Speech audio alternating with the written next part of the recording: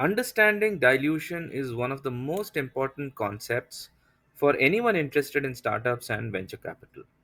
Let me walk you through a real example that shows how equity ownership changes as companies grow. Meet Sarah. She started her AI recruitment company with 100% ownership. 7 years later, at IPO, she owns 12% of a $1.2 billion company. Welcome to VC Decoded, post number 6, where I explain dilution in simple terms. Here's how Sarah's ownership percentage changed over 7 years and why this is actually a success story. In the year 1, she brings on a technical co founder and shares 20% equity with them. Sarah now owns 80% of the company. In the year 2, which is the seed funding round, they raise $2 million at an $8 million pre money valuation. This means 20% dilution. Sarah's ownership drops to 64%. In the year 3, they raise the Series A round. They raise about 10 million at a 30 million pre-money valuation, which is about 25% dilution. Sarah now owns 48% of the company.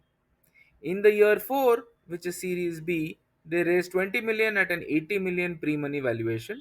Another 20% dilution brings Sarah's ownership down to about 38%.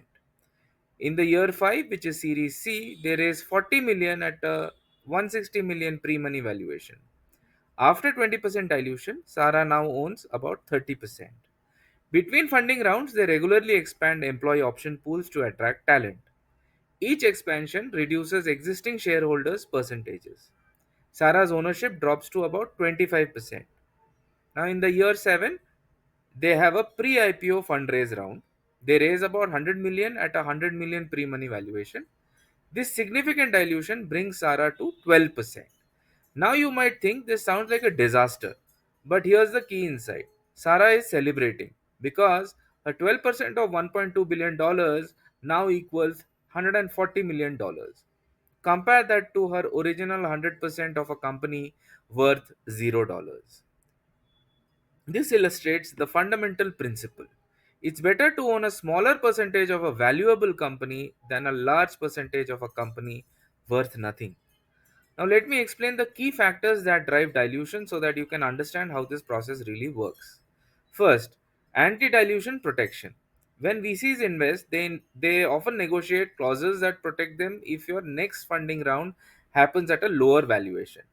There are two main types: weighted average and full ratchet. In the weighted average method, which is more founder friendly, while full ratchet provides stronger protection for investors.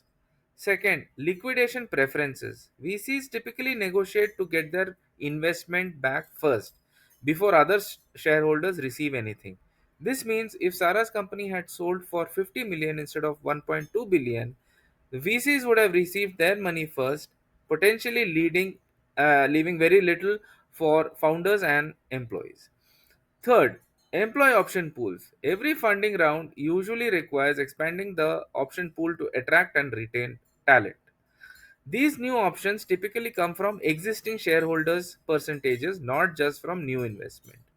Here's an important calculation that surprises many founders. Let's say you have a $20 million pre money valuation and you're raising 5 million. You might expect 20% dilution, but investors also typically require you to expand your employee option pool by, say, 15% before they invest. So you're actually giving away 35% total, 20% to the investors and 15% to the option pool, employee option pool.